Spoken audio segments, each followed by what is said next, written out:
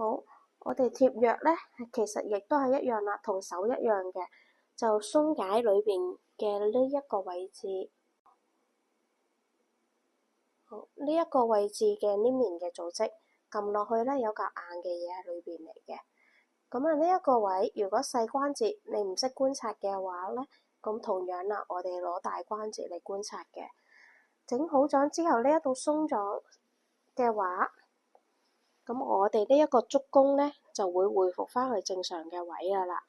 點樣觀察咧？